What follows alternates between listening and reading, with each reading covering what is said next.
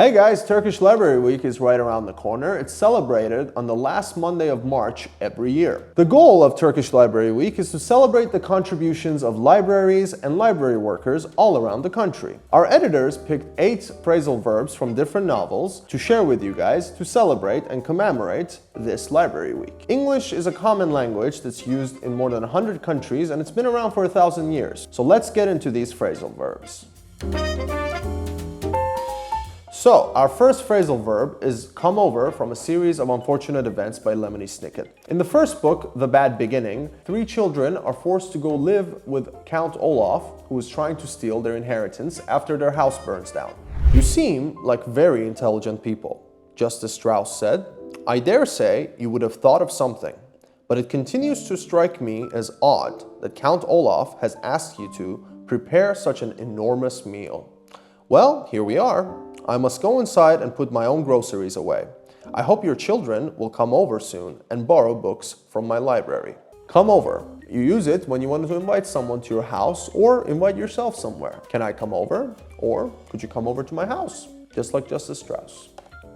Our next phrase is handover from C.S. Lewis's high fantasy novel series, The Chronicles of Narnia. It's from the second book, The Lion, the Witch, and the Wardrobe. It follows 4 English children who have to leave their home for an old country home after a wartime evacuation. Lucy, the youngest, visits Narnia about 3 or 4 times by going through an old wardrobe in the old country home. The series was published between 1950 and 1956. Now let's read a passage from it. That's the worst of it, said Mr. Tumnus with a deep groan. I'm a kidnapper for her. That's what I am. Look at me, daughter of Eve. Would you believe that I'm the sort of fawn to meet a poor, innocent child in the wood, one that had never done me any harm, and pretend to be friendly with it? And invite it home to my cave, all for the sake of lulling it asleep and then handing it over to the White Witch? The phrase is hand over, to give control of something or something entirely to someone else. You might hand something over to someone at work. Hey, here's this task, do it for me. Handing it over.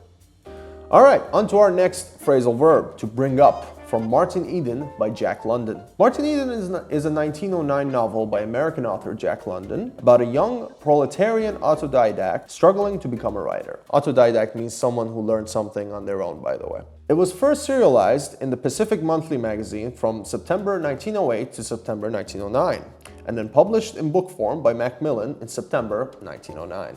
Martin was self-made. No one had helped him. He owed no man. He was a success himself and proud of it. He was self-made. No one had helped him. He owed no man. He was fulfilling his duty as a citizen and bringing up a large family.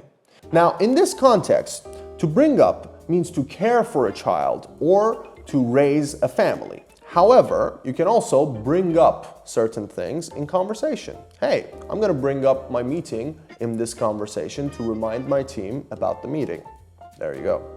The next phrase is blank out from The Midnight Library by Matt Haig. Now this one's a more modern one. It was published in 2020 and it follows a 35-year-old woman in a dead-end marriage who's thinking about what if she made different choices in her life. Let's read. And have you never walked into a room and wondered what you came in for? Have you never forgotten what you just did? Have you never blanked out or misremembered what you were just doing? Now you notice there they use the phrasal verb to blank out. To blank out is to forget a certain memory or be unable to recall it. Sometimes this can be due to the memory being unpleasant. Our next phrase is to cut in from the Harry Potter series by J.K. Rowling. You know, the universally beloved series. Anyway, it comes from the second book, The Chamber of Secrets. Let's read. And speaking of Gryffindor, Professor McGonagall said sharply, but Harry cut in. Professor, when we took the car, term hadn't started. So, Gryffindor shouldn't really have points taken from it, should it? He finished, watching her anxiously. Now, why is Harry anxious here? Because he cut in. He interrupted Professor McGonagall. To cut in is to interrupt someone mid-speech. Now, the next phrasal verb is to bump into, from Giovanni's Room, published in 1950 and written by James Baldwin. The setting of the book follows a man in 1950s Paris full of Americans, liaisons, violence, all sorts of things, and how he's stuck between his desires and conventional morality. Eventually, we grew still, we fell silent, and we slept. We awoke around 3 or 4 in the afternoon when the dull sun was prying at odd corners of the cluttered room. We arose and washed and shaved, bumping into each other and making jokes and furious with the unstated desire to escape the room. Now, to bump into someone, you might hear it generally when you bump into so-and-so. Oh, yesterday I bumped into him, yesterday I bumped into her. But in this context, it is used as hitting somebody. As you can see, they're waking up, the day is just starting for them, and they're just bumping into each other. Now, our next phrasal verb is to call forth, from Miss Dalloway by Virginia Woolf. The story follows Clarissa Dalloway, a fictional first-class woman in post-World War I England, and her daily life. It was published in 1925. It is one of her most well-known books. He dropped her hand. Their marriage was over. He thought with agony, with relief. The rope was cut. He mounted. He was free.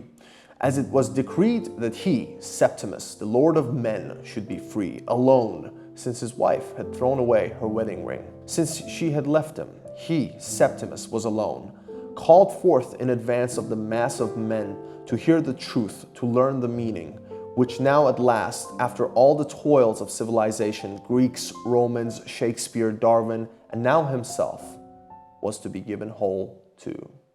To whom? He asked aloud.